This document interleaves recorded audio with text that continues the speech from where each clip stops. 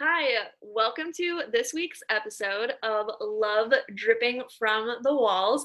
This week, I am talking to Marisa Etzell. Marisa is a longtime friend of mine. She is an incredible human being. She hosts the show Heart to Heart, where she has heartfelt and soulful conversations with people about topics spreading all the way from love to grief to music as a way to heal. And really, just it has the ability to allow people to share their world such as it makes an impact and a difference in spreading love to others. I hope that you enjoy this episode. If you do enjoy this episode, don't forget to hit like, subscribe, or download, depending on what platform you're using. Also, this is something that I do for a living. And so if you log on to anchor.fm/love dripping from the walls, you can financially support this program as well. There is a sponsor button. I'm also looking for, if you are a business owner or know a business owner, I'm also looking for business sponsorships. I have slots for business sponsorships, and so I would love to work with you in your business. So please reach out to me at lovedrippingfromthewalls@gmail.com. Thank you so much. Enjoy this week's episode.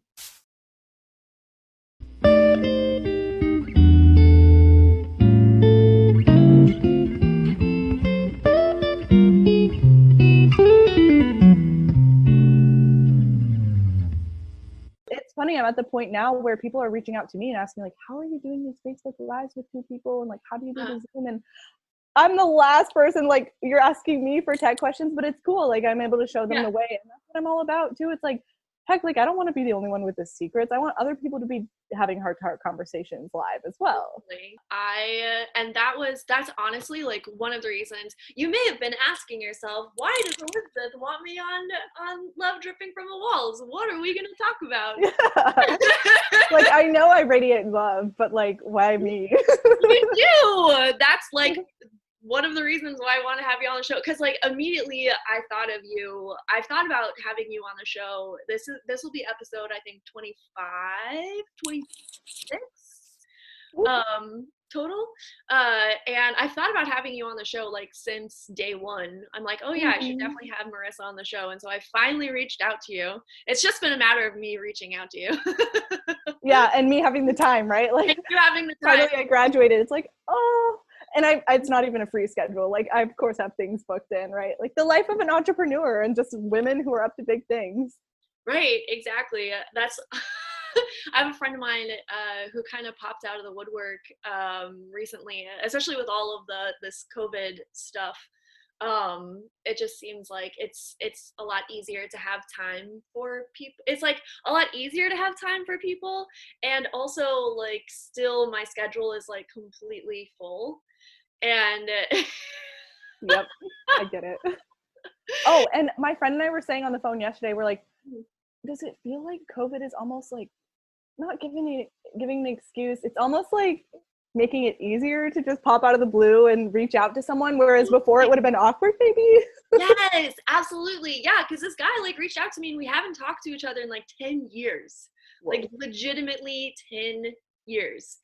And I love this guy. Like, he's great. You know, it was just one of those friendships that kind of, you know, filtered out like naturally. You know, he kept living his life, I kept living my life. You know, we just didn't keep in touch.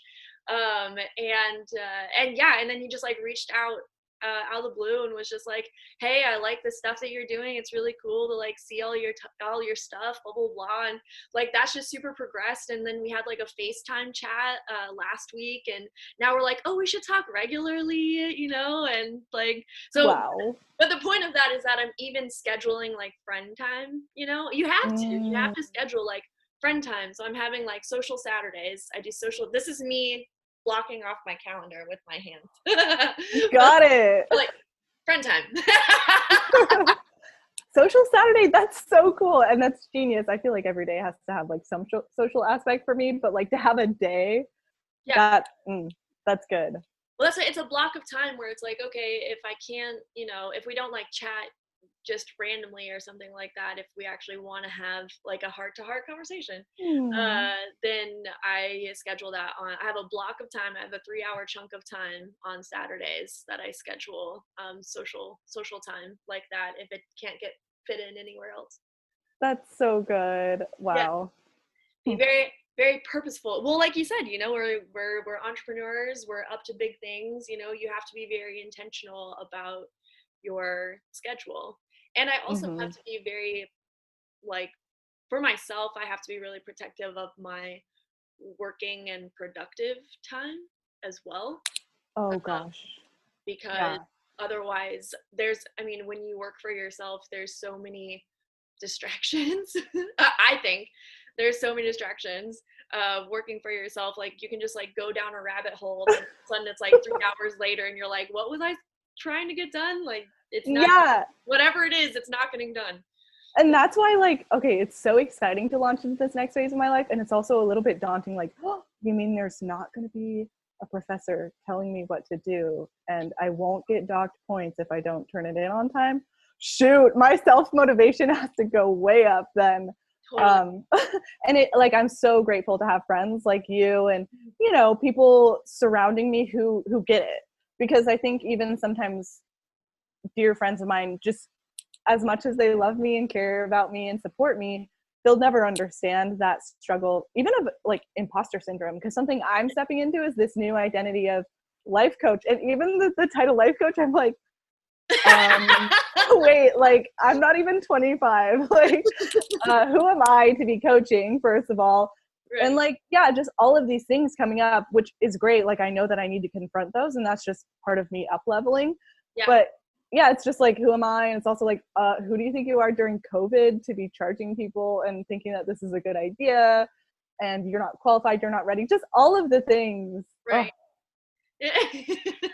Yeah, no, I completely get it. And the thing that I tell myself, first of all, I set deadlines for myself because I work really well with deadlines. If I'm like, I'm gonna get this done, like I was doing virtual yoga classes. I'm still going to be doing virtual yoga classes, but I gave myself the deadline of March 25th. I was like, okay, March, because there's always reasons to put things off. It's like, oh, this isn't ready, or I need to figure this out, or like, there's always something, right? But if I set a deadline, it's like, okay, March 25th, I'm doing this thing. And then I put it out into the world. I'm like, hey, on this day, I'm doing this thing. And then it's like, shit, now I have to do it. Yeah. Honestly, like, perks of social media, I can't tell you how many times I've used it simply as accountability. Like, I'm like, all right, like, yeah, it makes it seem like, oh, cool, you're following along my journey, like, join me. But it's also like, I'm doing this a little bit selfishly, because if I don't do this, then and put it out there to the world, then it's so easy to just slip into the cracks. I think it was you who told me, and this was brilliant. You said, like, it takes work and effort to be a transformed human being every day, because our default is just ordinary, and like living, which I'm not saying like our ordinary would probably be just fine. But I know both of us, like, that would be settling big time, and I wouldn't be able to live with myself. I would have so many regrets and just be in this blah state. Yeah. Well, it's like when you know, it's like that knowing of it. It's when you know that you can do better. It's when you know that you can be better. And it's not even that you know that you can, but it's you've experienced yourself in that way. Like, I've experienced myself as someone who does accomplish big things, who does do what they say that they're going to do, who does, I have experienced myself as that person. So when I don't live up to those standards that I know myself to be, it's like, it's hard to live with yourself, because you're like, I know that I can, and I'm not, right? And so Yes. so it's kind of like this, like blessing and a curse. Oh. Like, because it's a blessing, because it's like I know myself to be this way, so that's great, that's awesome. And then it's a curse because it's like, oh shit, I know myself to be this way, I gotta go do it. 100%. Yeah. Oh my gosh. I kind of got called out the other day by one of my mentors, and she was like, Marissa, um, she said it in a very loving way, but I'm just going to say it how I experienced it. It was basically telling me like, Marissa, you're very judgmental. And I was like, oh, I am. I was like, I'm a master at being judgmental, like of myself, but also of others. And so I think where I'm at right now is like, that judgment has gotten me far, right? Like I have high standards for myself. And so it's like, yeah, on one hand you could see it as judgment, also high standards. But then it's like, how do you just sit and have deep gratitude for the present and where you're at while also striving for more? It is, it's a balance. That's one thing that I talk about a lot, is that balance, right? And it's always, in my episode with Cordelia, that I just put out, we talked about like, she used this amazing analogy where I know, right? I'm like, I'm ready, whatever this is. For everyone who watches my YouTube videos, it's like all my hand gestures. First this, then this.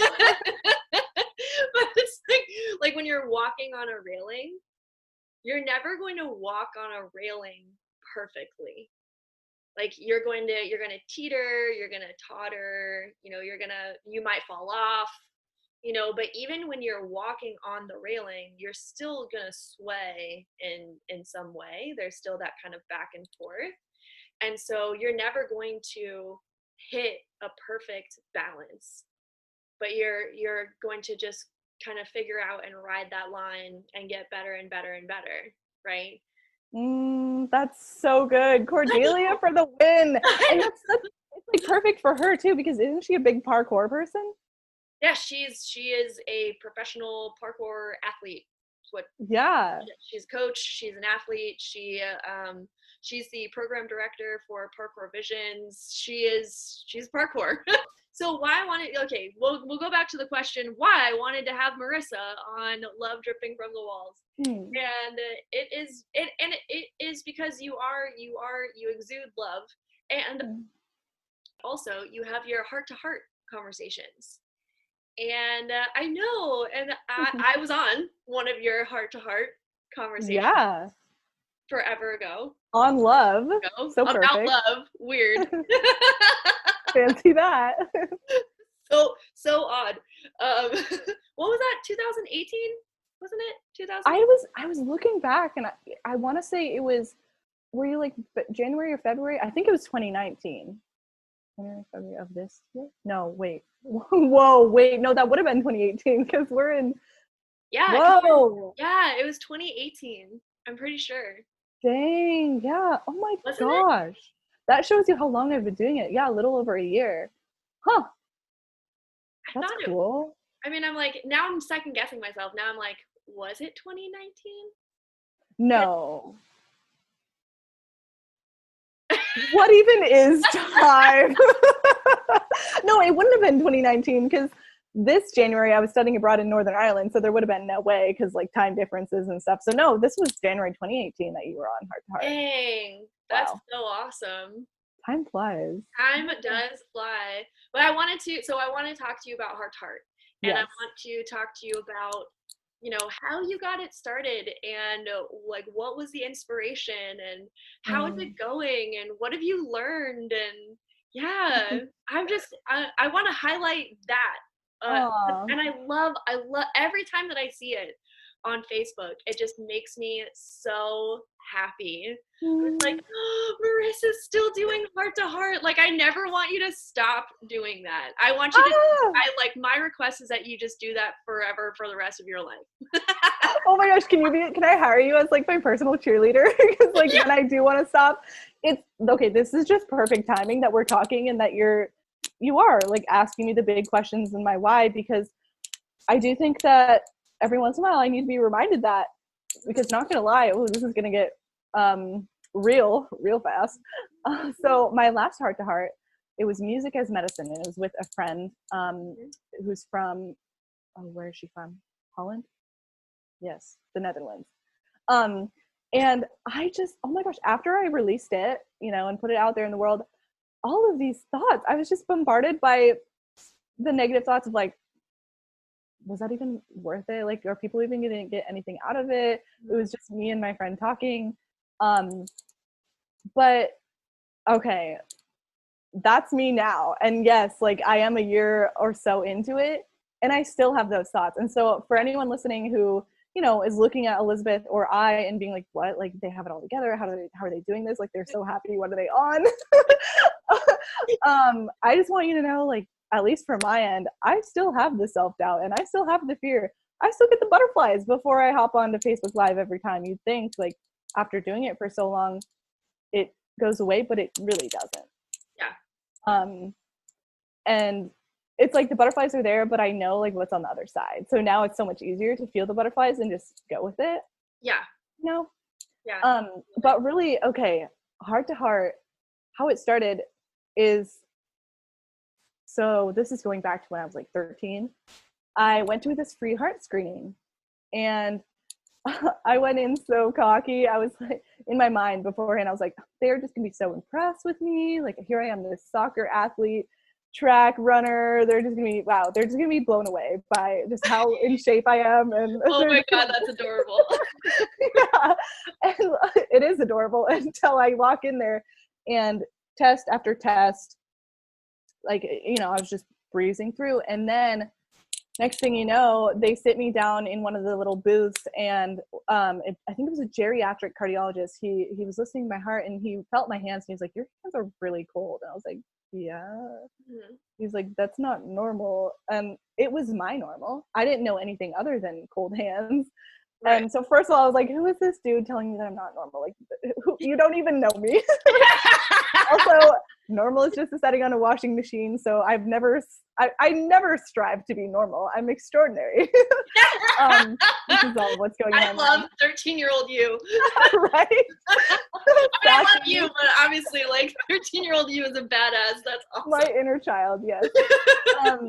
So then after that, he directs me to this other tent, and where I essentially get an ultrasound on my heart. And not everyone is going to that tent. I was not normal, so I went to that tent, and next thing you know, like, the doctors are kind of hovering around me, and I could tell things were off. They were murmuring and asking, like, oh, where's her mom? Like, oh, and they were like pointing on the screen. And so they brought in my mom and explained to her that I believe it was 3 millimeter hole in my heart. Which people hear me say that and they're like, wait, what? You had a hole in your heart? And it's true. Like, it's called an atrial septal defect. And I guess babies have this. Okay. Like, it's just part of the process, and then they close up before you're born. Well, mine didn't close up. And so I was just like, the minute that they said that, it was just like, tears, my whole life is falling apart. Yeah, it's devastating. It's devastating to get that type of news when you're a kid, especially when you think that everything's fine, and then all of a sudden it's just not anymore. Yeah, and as a 13-year-old, like middle schooler, the last thing that you want to know is that you don't fit in and that you're different. Yeah, and no, I found out that I had scoliosis when I was 13. Oh my gosh! Whoa, I had no idea. Look at that. Yeah. So I'm like right there with you. Like, when they showed the X-rays of what my spine looked like, I started bawling and I ran out of the doctor's office. I literally ran out into the parking lot. Like, I was just like, this isn't real. This isn't me. My spine doesn't look like that. It was like, it's such a hard pill to swallow, especially, when you're, and you hit it, right? It's just like, when you're in middle school and all you want to do is fit in, and now you're like, so don't, or like, in your mind, you don't, right? Like, the doctors are telling you don't, and like, they're the experts, right? Right, exactly. So anyway, continue with your story, but I am like so with you on exactly like how you felt. Yeah, I love that, like, this is opening up things for you too, and you're able to share a little more about your scoliosis. Wow. Yeah. No idea. I had Yeah. It's cool, but it's not, like it's cool that like we share that, but it's also like, Yeah. well, that's the thing though, is like I wouldn't change it. Like Yeah. I Yeah. look back, Mm-hmm. I look back and like heart there, I have a huge heart theme in my life now because of that. And because I feel like it's given me this second chance, right? Like I don't want to say like I don't want to say I was like this close to death, but it does. As a 13-year-old, you realize like, oh, I'm not invincible, and there are things that maybe could have. Because what they told me is, oh, if they wouldn't have found this out down the road, if you were to become pregnant, because of the extra stress that the baby adds, and your heart rate increases and everything, I could have had a stroke and died. Oh my And God. so I'm like, wow, thank you, Jesus, Yeah. that they found this. Yeah, definitely. Definitely. Like, thank goodness for the technology that we have for sure. And I think about that a lot with my back because now I have metal rods in my back. It was like Whoa. I had really bad scoliosis. It wasn't like, some people, especially like teenage girls, often get scoliosis when you're growing.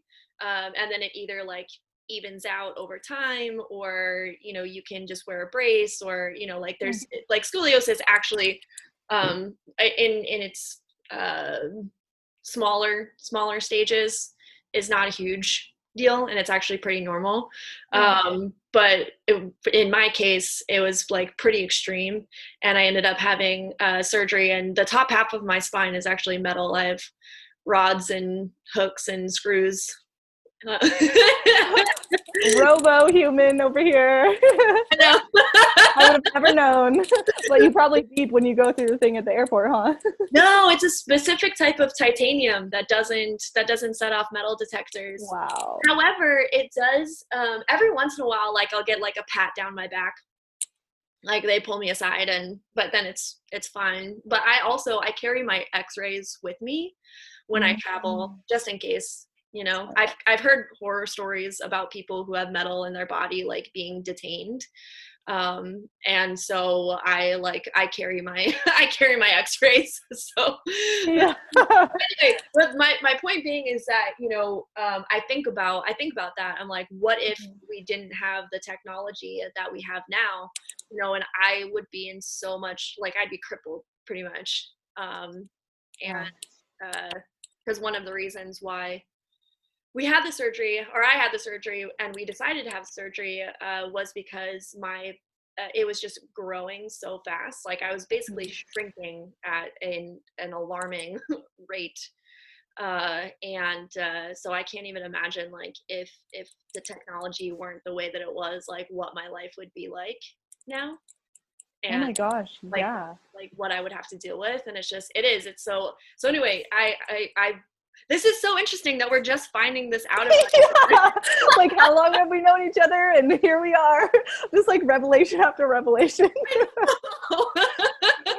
And so much love like through it all, just like love for ourselves, and love for the doctors, and love for the journey too. Yeah. Because like you said, it's all so serendipitous, because if they had found this when I was born, I would have had to have open heart surgery. But because they found it when I was 13 going on 14, medical technology had come so far. I don't even have scars. It's so cool. It's like, it's amazing. They went up through one side, and they threaded this like little camera just to make sure it was all good and they could actually do the procedure. Right. And then through the other side, they threaded up this little Amplapter device, Gore-Tex, I don't even know, just like super cool, like amazing mesh, I guess you could call it like a balloon type thing, that they threaded it up, and then just whoop, and like no more hole. I'm all good. I got to go home the next day from Seattle Children's. Wow. Yeah. Wow. That's amazing. Yeah. And to think, because I don't know, Elizabeth, if you know, I have a twin brother with Down syndrome. I do actually. That was something very recent that I found out about you as well. Yeah. Yeah. So that's another piece of the story too, where I look and I'm like, things fell into place, because Lucas, when we were born, he was known as like a blue baby because he wasn't oxygenating his blood very well. So they wheeled him off, and we're doing all the tests, all the heart stuff on him. Yeah. And so they made sure he was all good, but then they didn't do that to me, which I'm like, well, thank God, because like they could have found it. Because I was, and it's weird. You think about all the what ifs, like, would they have found it? Totally. Right?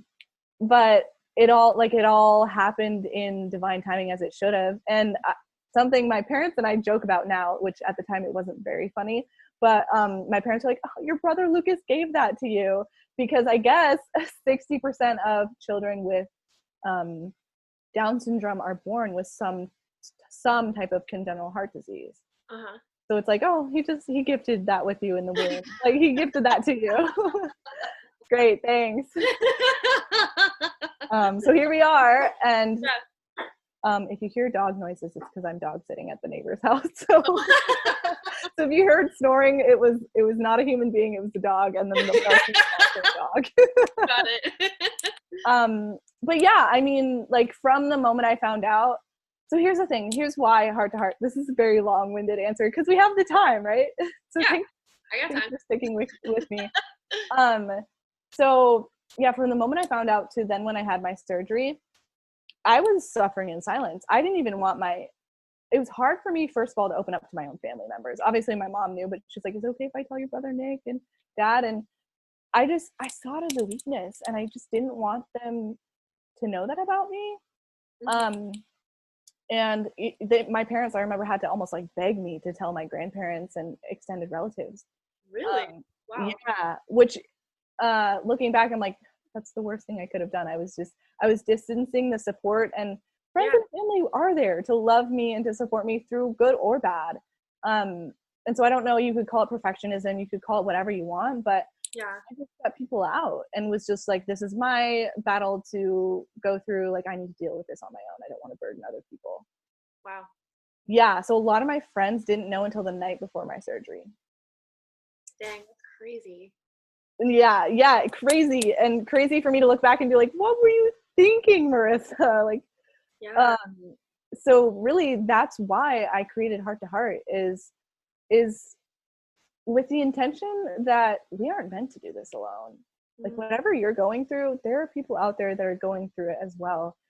And, you know, at the same time, or they've gone through it and they're there on the other side to show you it's possible and you are going to make it through. And it took a while. Like, it took a while for me to go through my own healing journey and post-surgery and all of that. So it was probably 6 years after I healed and, you know, had the surgery that I realized, oh my gosh, like, this has been on my heart, pun intended, to do this. And it was through Landmark, actually. And it was through the Self-Expression Leadership Program. And I was actually looking at a Google Doc the other day, and Heart to Heart was not originally this Facebook Live platform. Heart to Heart was this mentorship program that I wanted to start for kids like me who had been told that they had a heart issue, to be paired with a kid who was just finding out. Oh yeah. Oh my gosh. I totally forgot that was what it was. Right? Yes. I completely forgot about that part of it. So that was sophomore year. I think that was like 2017, maybe? Yes. Yes. Yeah, that was 2017. Because were you in that SELP with me, or you were doing... I was the head coach of that program. Yeah. I was your coach's coach. Oh my gosh. Wow, that's so cool. That's how, and I totally forgot that I was there for the inception of this. I completely forgot. Yeah, well, I'm like, oh yeah, that's right. Marissa had this project. That's totally right. Oh my God. Yes. Yeah. Oh, and I just remember, okay, and I'll tell my end of the story just real quick. Okay. Is that I was on the phone with your coach, and he told me what your project was. So I learned about it from him. And I was like, are you kidding me? I was like, this girl is amazing. What is this? You have like the dream participant here. Aww. Yeah. Oh my gosh. I remember that program, and like you just being so inspirational for everyone in the program, because it's kind of one of those programs where it's like, you know, there's only a small percentage of people that actually end up like really putting their project out into the world. And you were one of those people. Duh, obviously. Wow. So yeah, so it was just like really inspirational to see your journey, and I completely forgot about that. I love hearing your side of the story. Wow, thank you for sharing. I Yeah. forget just like how many people were in my world and supporting me whether I knew it or not, right? Yeah.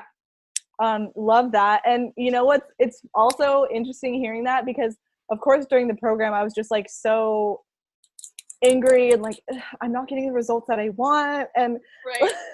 and little did I know, like, sure, I had this great idea to start this mentorship program and was trying to push that, but really that wasn't what Heart to Heart was meant to be. Like, I think of it as my baby, right? And Yeah. this was my idea. I was going to bring it out into the world and like show the world that like this is I've created this. It's my labor of love. Totally. Um, but that was just like that was the initial vision, and then from there it just evolved. Um, Mhm. and yeah, I did have some contact with people who did have heart issues and who were like, yeah, totally on board, but it just wasn't coming together. And so then from there, I forget the exact timeline, but from there, after doing my SELP, then I found out about, I guess PLU has a radio show, or like they have a radio studio where you can have radio shows. And Yeah. so I was just so like on fire for life. And after doing SELP, you're like, I can do anything. Right. And Totally.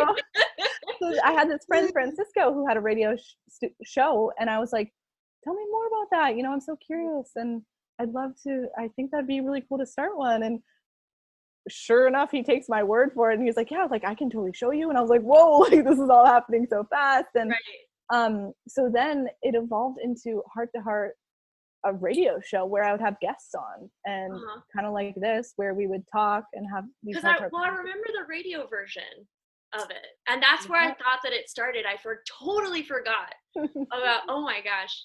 So Yep. I was like, oh yeah, it started as a radio show. Oh yeah, I totally forgot about the mentorship program. Oh, that's so freaking cool. Okay, anyway, okay, radio. Yes, this is Yes. this is now the part I remember. And now, yes. So this is like before Elizabeth's remembering. Now we're at Elizabeth's Oh remembering. yeah, Um, I'm caught up to speed on my own memory. yeah. So then what happened is, you know, I continued with the radio shows, and then I studied abroad in Australia my junior year, spring of my junior year. And I Mhm, didn't realize how much I missed my radio show. mhm. And so I was there and I was like, I don't have access to a radio studio. How do I continue this? And I figured, well, I have access to social media. Like, that's a great platform. It will require me to be on live, right, and real time video, and so that's a whole another layer of vulnerability. But then I was like, wait, Marissa, who are you to shy away from that? Because that's exactly what Heart to Heart is about: is being vulnerable, being open, and being seen, and knowing that you're not alone. And so that's really where I would say it really took off. Mhm. Because yeah, the radio show was cool, but how many people actually listened to it? I don't know. But I mean, it lit me up, and I loved having people on. And I think it was almost a good like training grounds, you know, just Yeah, practice. definitely. And so yeah, I've been doing the Facebook Lives for over a year now, and it's fun because you've caught me at this time where I'm considering pivoting and transitioning it to a podcast. And so that's why it's so perfect that I'm on your podcast, because I'm like, do this, and you make it look so easy. And if you can do it, I can do it. Well, thank you. Thanks. I actually, I get kind of what you said earlier, was, you start doing something and then you don't realize like how far you've come in it. What was that you were talking about? It was literally just the beginning of this conversation. But it was just like, yeah, you don't realize how far you've come, and you don't see yourself, like I don't see myself as necessarily like an expert on podcasts. But then yeah, I had people reach out to me and they're like, oh, I want to start a podcast. Like, how did you start your podcast and what did you do and da da da, and I love everything you're doing and yada yada yada. And I'm like, oh, thank you. Let me show you the way. You could, no, seriously, I just like, you could have a masterclass, or you could have like a ebook or e-training or something, just like sharing with people what you've done, because clearly people are reaching out to us, and like we have something to teach. Yeah, yeah, definitely. Just Well, throwing that out there. and I also, both of us are in the same mentality of like teaching. I love teaching. Like that's why we're both coaches, you know, and it's just, and coaching and teaching are two separate things, but it is that the mentality of I want to share this with people, right? I want to share this with people. I want to empower people, you know, and there's just different platforms to do that on. I actually hadn't even thought about doing a like master class or starting a podcast, but I kind of like that. Yeah. Thanks. Of course. I got you. But I think what you were saying about coaching and teaching, it really, it comes down to impact. Like I know for me, that suffering in silence, that sucked. And I don't want anyone to ever have to feel that. And so if I can use my journey and my own pain, my suffering, and kind of turn that around, sure, I had to go through it. And like, I couldn't just skip over that phase of my life. But now, wouldn't that be nice? But now it's like turning that around and using that like to channel my purpose. And like, okay, yeah, I had that pain and I experienced that for a reason. And so now I can just like provide this space for people to heal and own their story and learn and grow together. Yeah. What are some of the topics that you've had on your show? Well, there was the love one with you. Me. That's right. Super popular. Everyone wants to know about love because we all just want love in the end, right? Like, first of all, I think people forget that they are love, right? And so just like whether it's a relationship or books or like we're all seeking love and validation and acceptance. So that's the goal of this podcast. Yes. Oh my gosh. Okay, I'm gonna let you do your shameless plug because I mean I just like opened the floodgates for you. No. Keep going. People, if someone's watching or listening to this podcast or watching this YouTube video, they already know that it's about love. And I'll plug myself at the end. But this is about you. This is like highlighting Marisa and like everything that you bring with Heart to Heart. And so I was on about love and yes. And then what other topics have you covered? You know, I should really write out a list because we've covered so much. One of my most favorites probably recently, and it sounds odd to call it my favorite, but I think it was so needed. And it was on the topic of grief. And especially during this time of COVID, we're all grieving in some way or another. It doesn't just have to be the loss of a loved one. Like we're all grieving what was normal, like our old life. And so that was just like an honor to have my friend Charlene on, and her life work is grief. And so for her to be able to share her perspective on it was just incredible. And that really is my intention with Heart to Hearts, because let's just say me right here, right now, it's uncomfortable for me because I'm so used to being on the other end of, you know, facilitating the conversation and feeling more like an equal and probably talking less, and just listening and doing the guiding questions. And so, which you're really good at, by the way. That's the things that I love about your show is that you're such a thoughtful facilitator, and you lead the conversation in such a like gentle but really purposeful way. Yeah. And thank you. So I did ask you on here on purpose to put you in the hot seat. Yeah, I know. I'm like all of a sudden gonna take the jacket off. Because seriously, being in the spotlight, like this is, I know I love putting out like the story of Heart to Heart and how it came to be, but it just like it's not my jam. And so I know it's important. And like, thank you so much, Elizabeth, for having me on. But clearly you could see how I like shifted it to you. And I was like, yeah, do a shameless plug. I was like, no. This is about you, girl. Yeah, you know me too well. But okay, so there was the grief one. Okay, back to your question. It's so easy to get sidetracked. The grief one, we just had one, music as medicine. That was amazing. And what I love now is like I'm getting to the point where I'm trusting my intuition and myself more. Whereas before it felt like I just had to have it like all structured and outlined and all of this, which is great. Like I don't want to say that doing that is bad. I think just for me, like what feels more natural is being in that like flow and being in my zone of genius and just trusting, okay, what comes to me is it's there for a reason. And so just like taking action on that. So this is kind of fun. The music as medicine one, I was on a walk, and then it just kind of like came to me.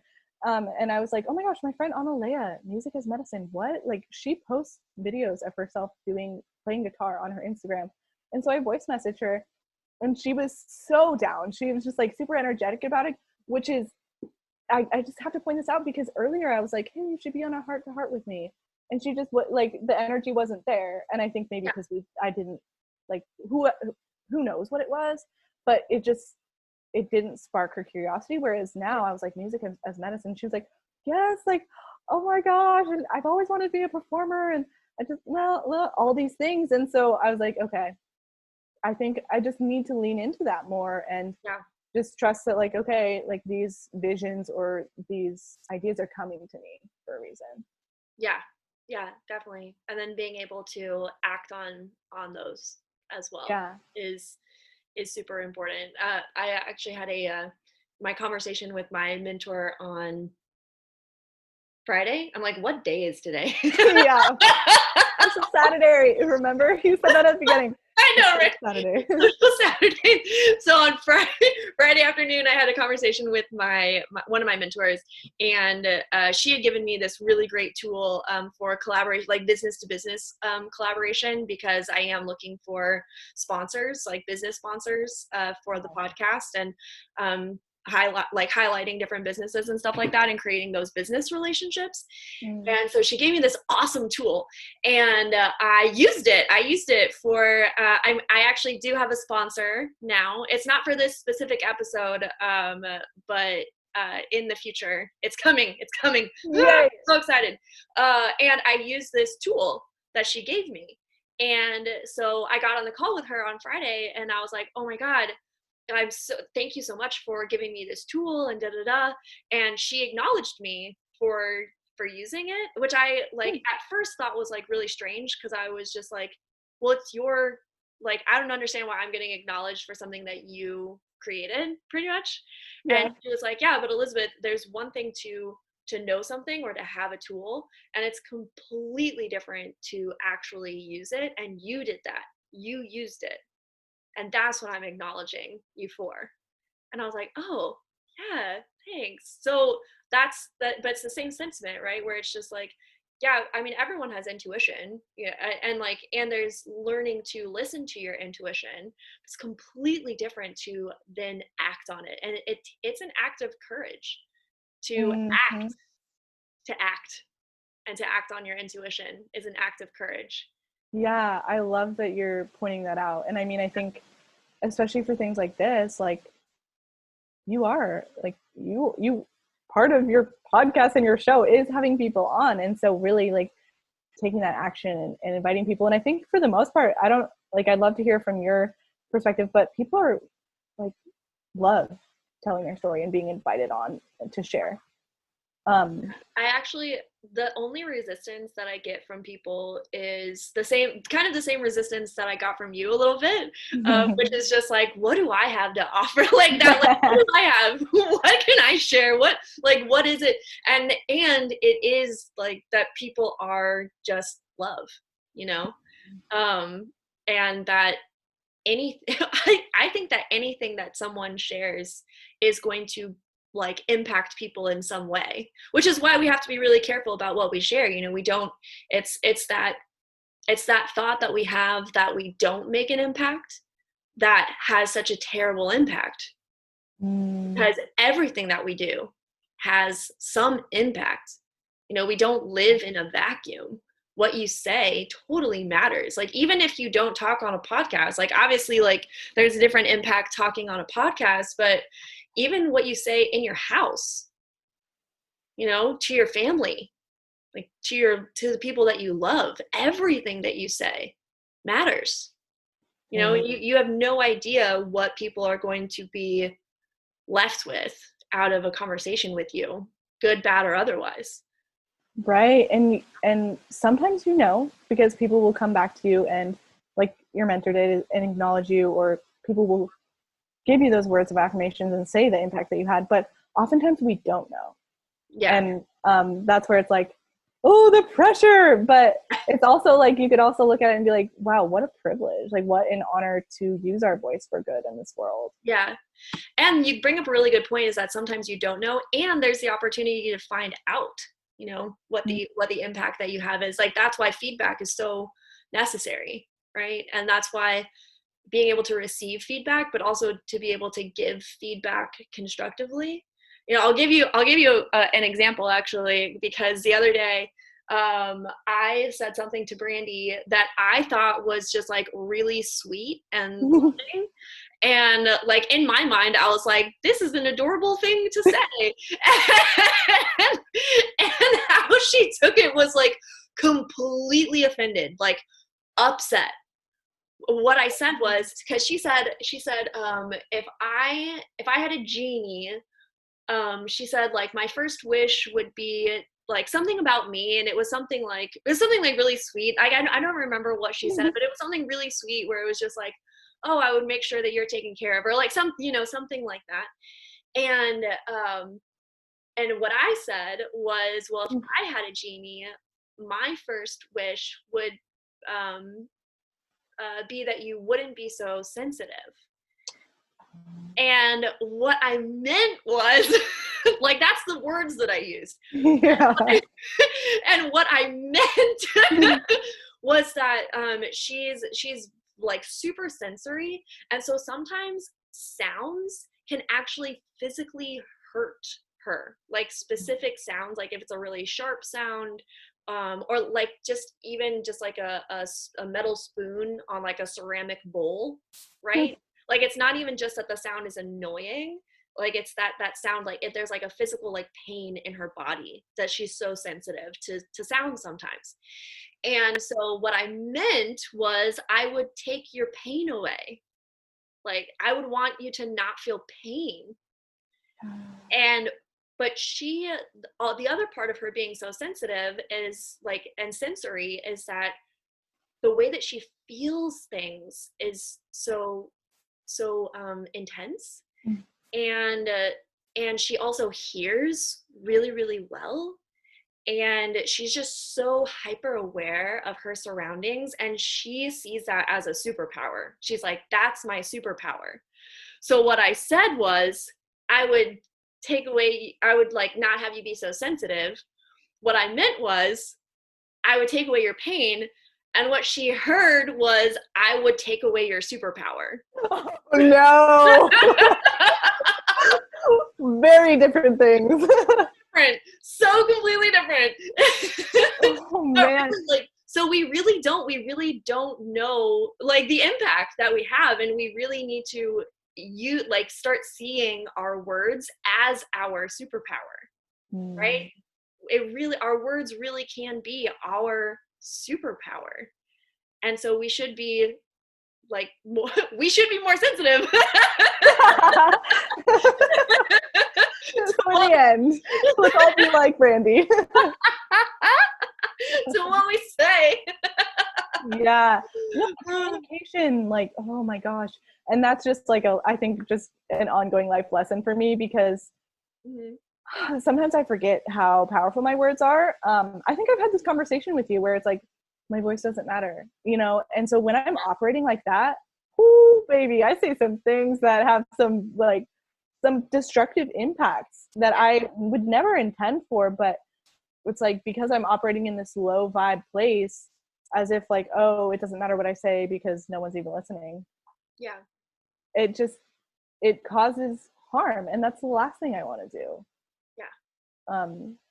So that, and your example that you used with you and Brandy is so funny, because it reminded me of just like, you know, the different interpretations that people have of different words. And with my ex, it was funny because he was like, you're just so cool. And to me, so to him, I think that was a huge compliment. But to me, I was like, it just hit me every time. It hit me just like in this weird way, because I was like, that cool is the last thing I want to be. Like, to me, the cool kids in school were the ones who just like had low self-esteem and needed to be in a group of people to like lift themselves up. And I don't know, like I wanted to be that person that was not like the rest. And yeah, I wanted to fit in, but I didn't want to be one of the cool kids. So this is kind of a little like an example to go along with your example.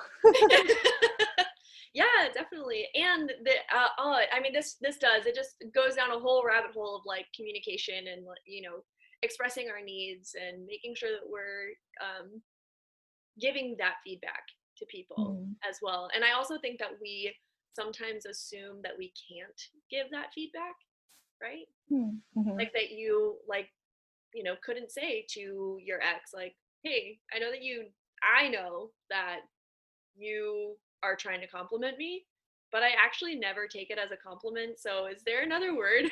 Like if you know, and you can actually say like, hey, I want to have a compliment. I'm amazing. Like, do you think I'm amazing? Would that be an authentic compliment for you to give me? Okay, here's the thing. Okay, so funny that you're bringing this up because the other day my friend and I were talking about just this of like, yeah, asking for what we need, but then it feels like it's less authentic because it's not coming straight from the heart. Like you literally have to tell them. But then I also realize, okay, not everyone can read my mind, and yes, I want to be loved a certain way. So how do you, it comes back to the balance thing. How do you balance that? And like, I want to communicate my needs, but also I don't want to have to tell them every single way that I want to be loved. Like they should just know. But I think that that's a really, I want to have a whole podcast, like literally just about this, right? Because like literally just how to communicate your needs and how to have your needs be met in an authentic way, because that's something that we all deal with. You know, I deal with that too. Like you know, I don't want to ask for something and then have the only reason that I'm getting that thing be because the other person sees it as an obligation because I've asked them to.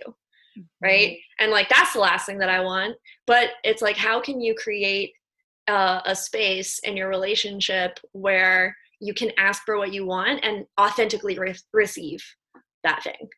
Right. And that's a whole different topic, but I want to kind of steer it back to you. You know,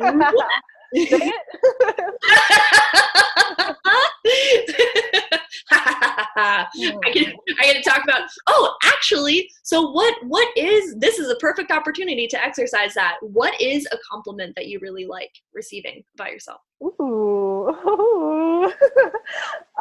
Well, I will say, I'm bringing it to the love languages, classic Marissa. So yeah, like one of my top love languages is words of affirmation. And so, yes, words of affirmation and quality time. And so really, I think if we're talking about heart to heart, what I love to hear is that it's making a difference and that it has an impact on people. And that really like drives me. To know like, oh my gosh, people are listening, first of all, and second of all, that it's making a difference in their lives, because that's ultimately why I started it. Hello. Yeah.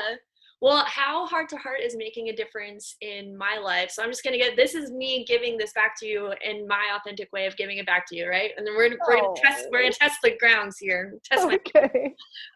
But it's just how heart to heart has made a difference for me is just purely by the fact that you're doing it. You know, I think that all of your topics are really great. Like when I saw the music one, I was like, oh, hell yeah, that's awesome. That I'm so down with that topic, you know? But like your topics are great. The conversations that you have are great. But for me, the thing that makes the most difference is purely the fact that you're doing it. And that you're still doing it. And I'm just like, I'm so inspired by your tenacity and by your spirit and by just again, just the fact that you're doing it. I'm like, wow, I'm so happy that Marissa is just spreading love in the world ongoingly. That just makes such a huge difference for me. Fully receiving all of that love. Thank you. You're welcome. Wow. I have no words. I'm just like soaking up all of the love. You're welcome. But did that feel authentic? Yeah. Yeah, great. So you asked for what you wanted, and then I was able to deliver that to you in a way that was authentic, right? And it's not just regurgitating something that you want to hear, but like, that's how I really feel. Yeah. Yeah. it makes me want to, you know, like go out and request that of other people in my life. Because of course now my mind is going to, well, that's Elizabeth, and Elizabeth is just good at that. You know, like I don't know if other people would be able to do that. It's just hard to admit, like, oh, there's the judgmental part of me coming again, right? Like it's hard to admit that I even think that, but I do. But I think, no, I think that that's a normal thing for people to think. That's totally, you know, like, and hey, there you go. You don't like being called normal, but you are a human, and your brain does operate like human brains do. And human brains do. They automatically, you know, question things, which is good. Like, it's good to have that questioning. It's part of why we've survived, you know, for as long as we have. If we just went with the flow of everything, we would have died a long time ago. But it's important to notice when those questions serve you and when they don't serve you. Yes, because if there's one thing I'm learning more and more, it's that our mind is not our friend. My mind is literally working against me. It's like, oh, what, you want to do a heart-to-heart? No, Marissa, that is not, you're not going to be safe. Like, no, you don't want to put yourself out there. You might get hurt. And right? Like, right. And so, sure, I want to make friends with my mind, but if my mind isn't my friend, then maybe it's just more of like an acquaintance type thing where it's like, okay, cool. Thank you for sharing your input, and I'm going to go ahead and do this anyways. Right. Well, I think that's where the intuition comes in, though, where it's like, okay, oh, there's a, oh my gosh, how do I want to share that? I want to share about someone who I don't necessarily have the permission to share this about, so I won't use their name. Okay, so they, I'm like, oh, I really want to share this right now because it's so perfect. What they said was, I'll just share what they said. Okay. What they said was, they were coaching someone in a parkour class, and what they said was, the person who was going to do this jump was basically saying, I don't want to, like, I don't think I can do it, you know, that sort of thing. Like, just like they were scared. It was a pretty big jump for them. They were a kid. They were like 9 years old or something like that. And the person who was coaching them was like, okay, that's what your head says. What does your heart say? Right? And this little kid literally put his hand on his heart, closed his eyes, and said, my heart says I can do it. And then did it. Oh. And most beautiful thing. I literally cried. I was like, that was amazing. That was incredible. That was so beautiful. What an amazing moment. He literally like closed his eye. Like, first of all, that's an amazing piece of coaching. And then second of all, his reaction to it was just like, put his hand on his heart, closed his eyes, and was like, my heart says I can do it. And then did it. Oh, chills. That's literally everything that I stand for. Just like following your heart. And yeah, I wrote this down for the first time the other day of just like, I think I want my motto to be life coaching or otherwise, like moving from your head to your heart, because, oh, God knows how much I have spent literally my whole life up until now here. And yes, I love my brain. Like, my brain has served me, and like, yay for intellectual knowledge and academic knowledge, all of that good stuff.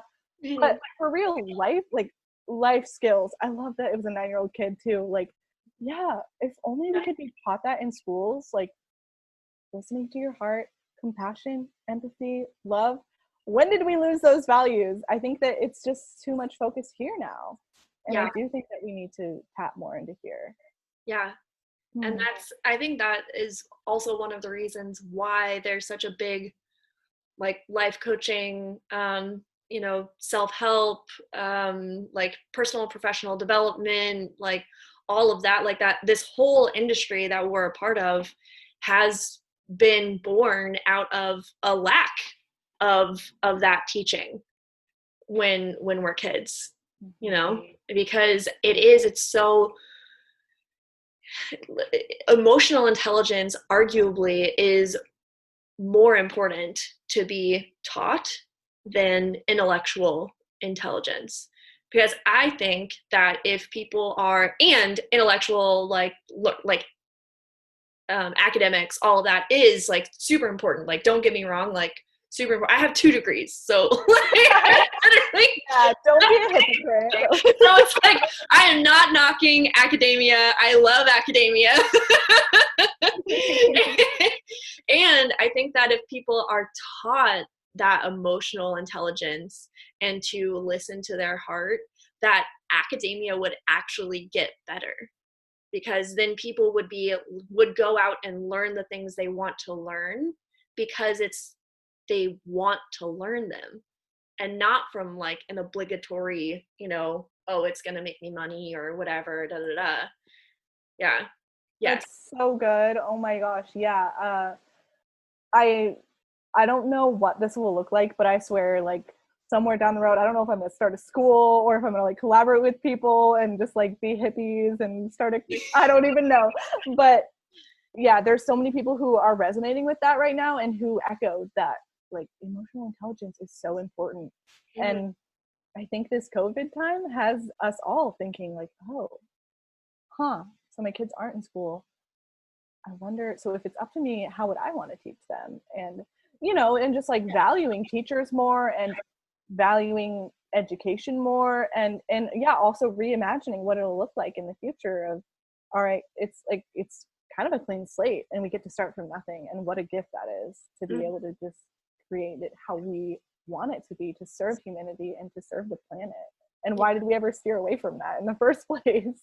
Right, exactly. Well, I think that it goes back to that really old saying, is, the road to hell is paved with good intentions, right? And, you know, and we could argue until we're blue in the face about like the intentions of people, but I really do believe that people create things out of a need that they see in some sort of like, this will make it better, right? Like maybe not every single deed is done like purely out of altruism. Like I don't believe that, but I do think that things are done and actions are taken for the most part because it's like, oh, this would make it better. This would make this better, right? And I think that there's a lack of looking at a big picture, and that's where things, like exactly what you just said, where it's like that's where things fall out, is because it's like, okay, but what is the big picture of this, instead of just trying to like make things better as we go, right? Yeah, it's kind of people, I mean, I think even of Tesla, right, where it's like people are taking the actions and they're wanting to shift the way we're doing things, but maybe they don't think about long-term impact, or I don't even know. Who am I to start judging Tesla? Like he's doing a lot of things right. But yeah, like if we all, I think it goes back to what we were talking about, like if we all just listen to our heart and followed our heart, like I think a lot of things would work much better in the world. We wouldn't be doing things just for the sake of doing things and pleasing others, right? Yeah.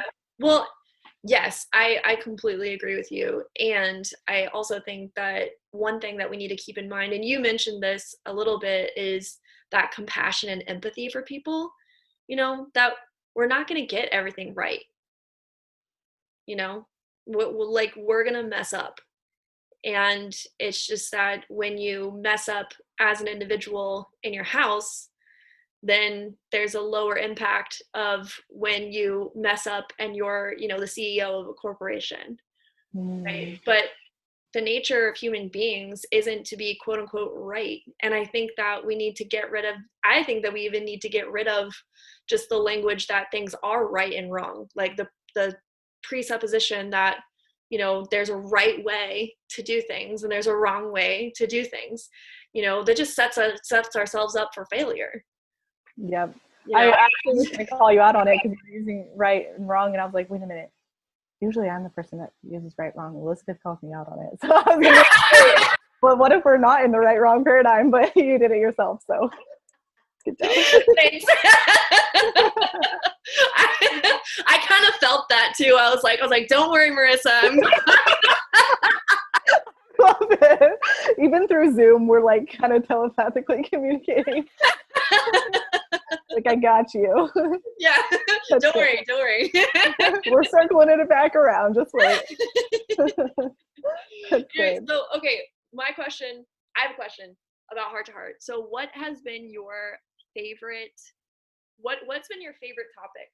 Oh, you don't know me. I don't pick favorites. I'm sorry. There's just too Oh many. My thing with favorites is like there's so many things that I like and so many good things that it's hard to choose one. I just can't narrow it down to one. no!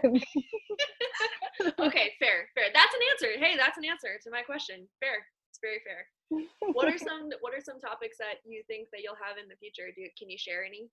Ooh, that's good.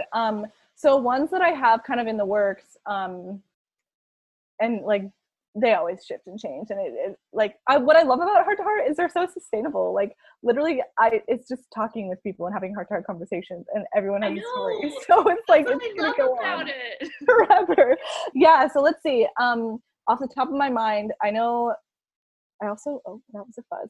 I also what I love too is just like coming up with catchy titles. So let's see. I think one that is in the works is Jobless Heart to Heart from Jobless to Joyful. Ooh. Yeah. And one I really want to talk about too is like what is it called? Not unconscious. Conscious uncoupling. So like Uncoupling. Yeah, so like not necessarily breaking up, but like more of like we're consciously uncoupling and moving on with our lives, not together, because we know that we're not in alignment, but we're gonna like we love each other and we're like this isn't our time and we're not meant to be together, whatever that looks like. Yeah. Ooh, I like that. I like that a lot. Yeah, I'm excited because I'm not necessarily an expert on it, right? I'm just like curious on the topic and I know people who have done it. And so I just like what I love about Heart to Hearts too is it's a way for me to learn and grow. And so I'm like, oh, the heck, if I'm interested in it, I can't be the only one. There's other people out there that are interested. Totally. Well, that's what this podcast is, like I have other people on because I don't have all the experiences that other people have. I don't have all the knowledge, that other people have, but I know people. Yes.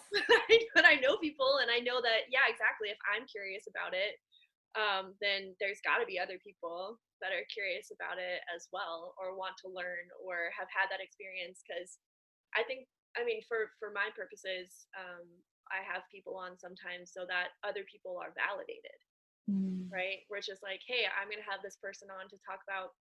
I had the woman who came on and talked about her childhood sexual trauma, and I had her because it's like I didn't have that experience, but she's able to come on and talk about what her experience was and how she survived and how she grew and how she's a functioning human now with she has a husband and kids and you know and that it's kind of like it gets better, right? Yes. And that's what I was going to say too, is like, I love that about you and about me. Like, I know that for us, it's not like this story defines them. Like, yeah, that's their story and they've been able to heal from it. And we're able to, like you said, like validate others or show them that like it's gonna be okay. Yeah. And there's hope. For that topic in particular, it's like, yes, it sucks and it's terrible that happened to you or is happening to you. And it shouldn't, right? And like, no crying over spilled milk. It is something that happened and it gets better, right? Yeah. And I noticed too, like my topics like grief, yes, it can be a Debbie Downer, right? Like, oh, it's not the most fun topic, but hello, we all experience grief in some way, shape, or form in our life. And I think that I've noticed those topics, kind of the tougher ones, are the ones that people attract more people, because it's like we all have some pain point or some area in our life where we are suffering. People may know it or not.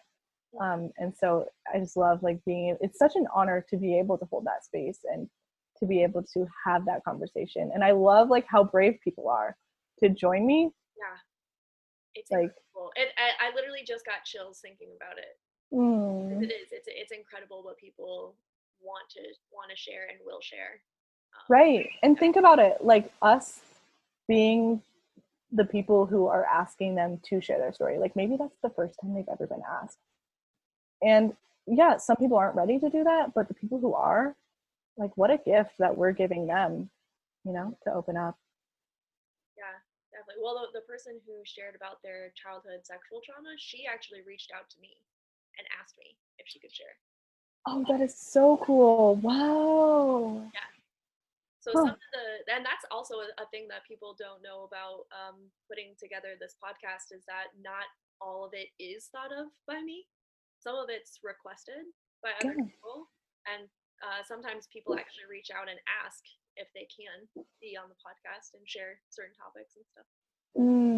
And that says something about you, right? And like who you are in the world. Like there's people in your community who are ready and who like want to use their voice to make a difference. And that's recently happened to me too, where people are like, hey, like I really want to join your heart to heart, and I'm flattered. I'm like, heck yes, like I'm looking for people, and thank you for stepping out and like just naming yourself, right? Because it goes back to what you were saying about intuition and taking action. Because sure, there's probably plenty of people out there who are like, I would love to be on a heart to heart, but have they reached out to me?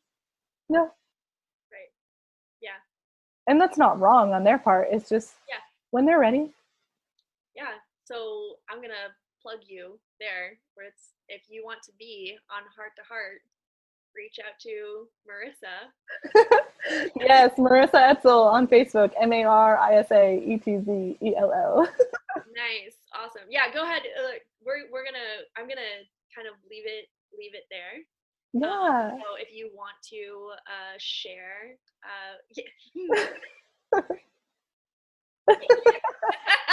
You're adorable. I love it. if you want to share how people can listen to Heart to Heart, what they need to do in order to listen, if you want to share how you can be reached, go ahead and do that. And so that way people can hear Heart to Heart and be able to reach you. Of course, spreading the love. Oh my gosh. Okay, so as I stated earlier, my Facebook. Oh, well, you'll probably tag me, right, in this, or you'll have I'll put it in the show notes as well. Yeah. So perfect. You have show notes. I love it. Okay. So yes, look at my name on show notes. Copy and paste that into Facebook. Find me, follow or friend me. And yeah, as of right now, Heart to Heart is on Facebook Live as a platform. Like I said, though, you guys are getting a little precursor. I'm making the pivot to a podcast, and I think too, like I love Facebook, but I think I'm also gonna focus more on Instagram as well. So Elizabeth, I'll send you my Instagram handle. It's at @fitandfree_ for people, but I think it would also be easier for people to look at and see it written out. Yeah, I'll put all of it in all the ways to get a hold of you in the show notes. Perfect. Yeah. We are taken care of. I just want to thank you, Elizabeth, and acknowledge you for 25 episodes. Like, girl, you are just getting started. I know, right? Yeah, and I'm just like, I love your journey, and I love how every time I see you like expanding it out, and like it just makes my heart happy, right? Because seeing you thrive, like every time that you take a bigger step, it expands me too. And you're showing me what's possible. And thank you for going first and being that leader. Mwah! Oh my gosh, thank you so much for your amazing, kind words. And you're welcome. I love that we can be that for each other as well, because you are absolutely that for me as well. So thank you. And thank you so much for being on my podcast. Thank you for letting me put you in the hot seat. You're welcome. I'm like sweating over here. It's a hot seat. Right? Sometimes it's like, especially during COVID, it's been nice that it's like, okay, good. Nobody can smell me right now. No pit stains to be seen by it's only me. All right, well, I'm gonna let you go. I love you. Thank you. Seriously, thank you so much for agreeing to be on my podcast. And thank you for just all the scheduling back and forth that we had to do, and just like sticking with it. Oh my gosh, thank you. Thank you for being flexible. Oh my gosh. And yeah, we knew this was going to happen. It was just a matter of when. Yeah, exactly. I wasn't worried about it, but I was like, okay, well, it's just going to take a little bit longer. That's all right. Yeah, thank you. This is like a highlight of my day. I swear, like right here, I've been grinning so much that it's like sore. It's a good sign though. Yeah. Totally. So All much right. love. Mwah. Love you. Have an amazing rest of your day. You too. Mwah.